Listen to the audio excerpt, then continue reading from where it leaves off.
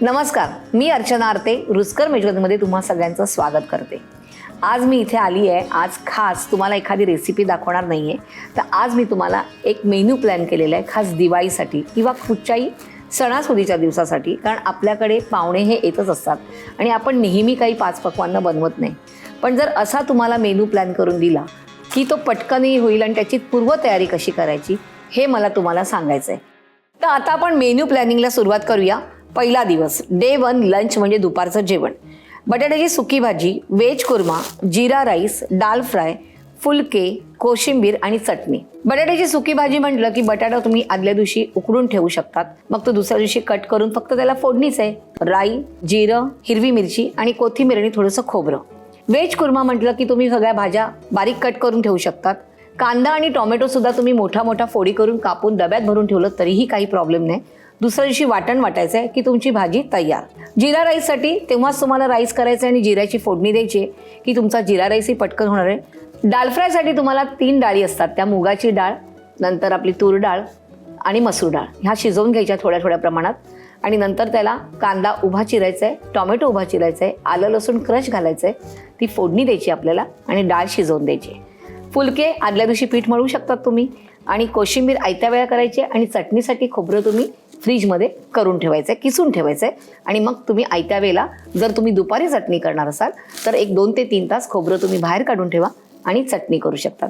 तर असा हा झाला दुपारचा तुमचा मेनू। आता आपण वळूया रात्रीच्या जेवणाकडे। रात्रीच्या जेवणासाठी पुलाव, टोमॅटो सूप, कोथिंबीर वडी आणि सलाड।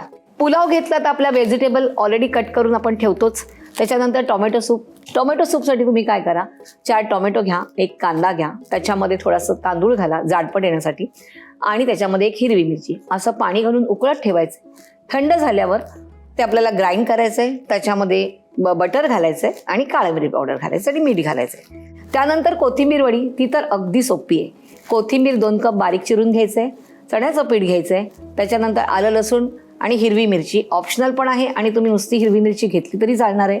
दाण्याचा कूट बाकी कंपल्सरी आहे आणि पाणी आणि थोडासा लाल मिरची पावडर, मसाला घाला किंवा मग हिरवी मिरची घातली तर मसाला घालू नका। मग काय करायचं आहे की तेलावरती राई टाकायची, कोथिंबीर टाकायची, गॅस बंद करायचं आहे, चण्याच्या पिठामध्ये बाकीचं मिश्रण मिक्स करायचं आहे आणि कोथिंबीर वडी आपण कढईत घालून जसं पिठल्याचा गोळा करतो तसा तो करून घ्यायचा आहे। तो आपण ट्रेमध्ये तेल थोडंसं लावून थापायचं आहे, त्याच्या वड्या करायच्या आहेत आणि मग तुम्ही फ्राय करायचंय। ह्या वडीचं प्रिपरेशन तुम्ही दुपारी करून ठेवलं तरीही चालणार आहे। आता आपण वळूया दुसरा दिवस।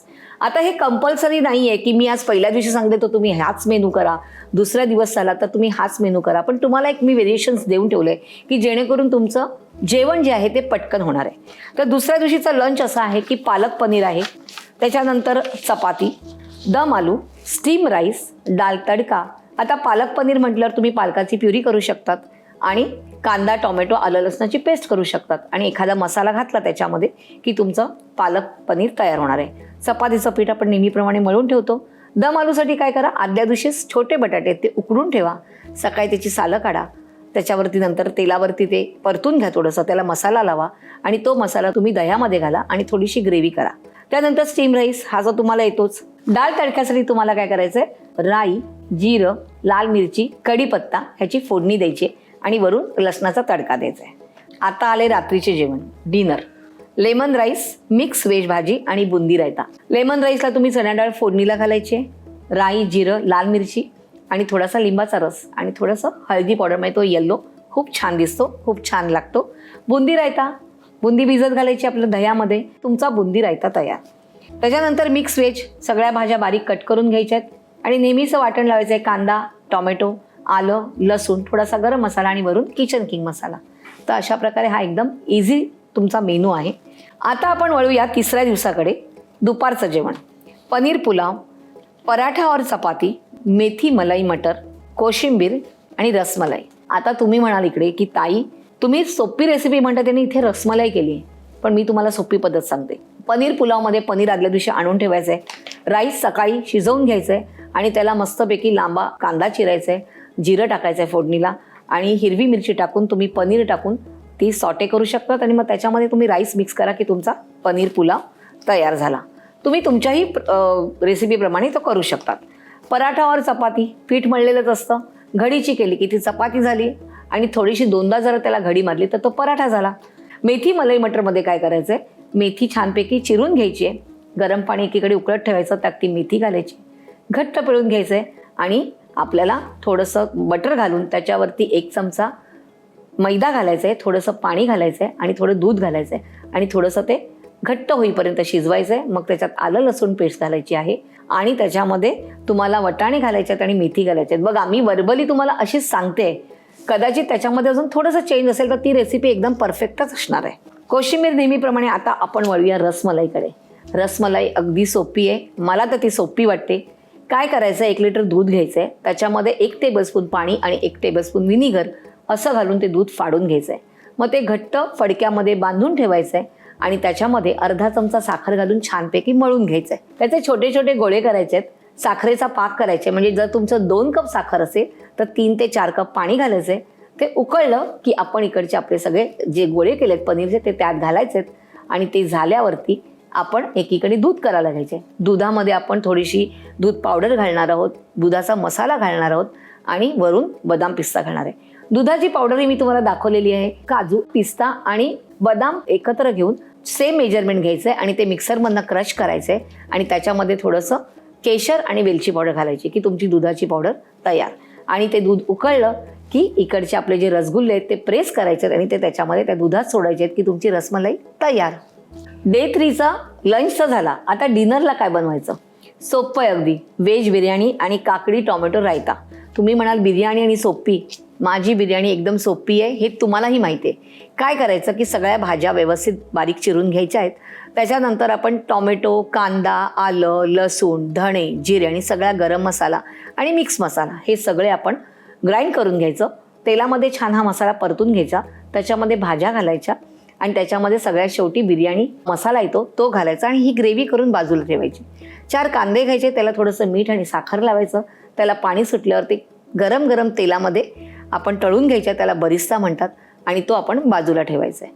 त्याच्यानंतर राईस वेगळा करून घ्यायचा आहे आणि मग तुम्हाला लेयर्स लावायचे आहेत. आणि मी काय करते, मी फक्त 2 लेयर्स लावते. आधी भाजी ठेवते आणि त्याच्यावरती मी राईस टाकते आणि त्याच्यावरती मी कांदा घालते तळलेला, काजू घाला तुम्ही आणि बटाटी पण आपण तळून घातली तरीही चालतात. तर अशी ही छान सोपी बिर्याणी झाली. आणि काकडी टोमॅटोचा रायता, काकडी बारीक चिरायचं, टोमॅटो बारीक चिरायचं, हिरवी मिरची आणि दही, झाली व्हेज बिर्याणी आणि रायता तयार. आता आला आपला चौथा दिवस, डे 4. दुपारचं जेवण, लंच. वालाचं बिरडं, फ्लॉवरची भाजी, फोडणीची डाळ, चपाती और पुरी, शेव्याची खीर. Typical authentic recipe. आता वालाचं बिरडं म्हटल्यावर वाल आदल्या दिवशी सोललेले असतात. वालाच्या बिरड्याला नारळाचं दूध लागतं, ते करून ठेवायचं. त्याच्यानंतर फ्लॉवरच्या भाजीला फ्लॉवर कट करून ठेवा, बटाटे आणि टोमॅटो घाला की फ्लॉवरची भाजी झाली. फोडणीची डाळ म्हटलं की आपण डाळ शिजवून घ्यायची आहे आणि मग फोडणीला टोमॅटो, राई, जिरा, कढीपत्ता, हिरवी मिरची असं सगळं साजूक तुपावर टाकायचं आणि मग त्याच्यावरती डाळ घालायची की आणि वरून कोथिंबीर आणि थोडंसं खोबरं. त्याच्यानंतर चपातीवर पुरी, शेवयाची खीर आहे. जर तुम्हाला पुरी हवी असेल तर तुम्ही पुरी करा, चपाती हवी असेल तर चपाती करा, फुलकी हवी असेल तर फुलकी करा. शेवयाची खीर, शेवया आणायच्या, थोड्याशा तुपामध्ये त्या भाजायच्या आहेत. त्याच्यानंतर त्याचबरोबर जरा भाजत आला की त्याच्यात थोडेसे मनुका आणि काजू घालायच्या, त्याही भाजायच्या. त्याच्यानंतर त्यात दूध घालायचं, वेलची पावडर घालायची, साखर घालायची आणि अगदी थोडं वाटलं असतं त्याच्यामध्ये दुधाची पावडर घालायची. शेवयाची खीर अगदी उत्तम होते. आता पुन्हा रात्रीचं जेवण, मसूर आमटी, राईस, भेंडा फ्राय, शिरा, फुलके, वरण आणि कोशिंबीर किंवा चटणी. मसुराची आमटी करायची तर तुम्ही सकाळी मसूर शिजवून बाजूला ठेवू शकता. त्याला फक्त नारळाचं दूध घालायचं आहे, लसणाची फोडणी आणि मिक्स मसाला आणि कोथिंबीर. राईस आपण साधा भात शिजवणार आहोत. भेंडा फ्राय, भेंडा लांबा चिरा किंवा गोल गोल चिरा आणि तो तव्यावर परतवा किंवा कढईत परतवा, पण त्याच्यामध्ये कोकम घालायला विसरू नका, मग तो सुटसुटीत होतो. त्याच्यानंतर शिरा, शिरा तर मी तुम्हाला सांगितलेला आहे. 1 वाटी शिरा असेल तर 1 वाटी साखर, 1 वाटी साजूक तूप आणि 2 वाट्या बरोबर दूध घ्यायचं आहे. वेलची पावडर आणि थोडंसं काजू आणि बदाम आणि तुमचं मनुका आधी छानपैकी तुपामध्ये परतून घ्यायचा. तो परतला की त्याच्यात उकळलेलं दूध घालायचं की तो छान फुलतो. त्यात साखर घालायची, त्याच्यात काजू, मनुका आणि वेलची पावडर घालायची आणि मिक्स करून छान अशी वाफ द्या की मस्तपैकी तुमचा शिरा तयार. फुलके तर आपल्याकडे पीठ भिजवलेलंच असतं. वरण साधं नॉर्मल तुरीच्या डाळीचं शिजवा, आणि कोशिंबीर आणि चटणी. पुन्हा चटणीसाठी तुम्ही खोबरं फ्रीजमध्ये ठेवलेलं असेल ते 2-3 तास अगोदर काढा आणि ते करू शकता त्याची चटणी. तर कसा वाटला तुम्हाला हा मेनू प्लॅनिंग? तर मला हे नक्की कळवायचं आहे आणि तुमच्याकडे छान मेन्यू असेल तर मला कमेंट्समध्ये कळवायचं आहे. आणि ही जर सोपी पद्धत तुम्हाला वाटली असणारच तर तुम्ही तुमच्या मित्रमैत्रिणींना, रिलेटिव्हजला सगळ्यांना शेअर करू शकतात, लाईक करू शकतात. आणि हो, सबस्क्राईब केलं नसेल रुचकर मजानीला तर सबस्क्राईब करायचं आहे. आणि तुम्हा सगळ्यांना दिवाळीच्या हार्दिक शुभेच्छा. ही दिवाळी तुम्हाला सुख समृद्धीची आणि भरभराटीची जाऊ. बाय.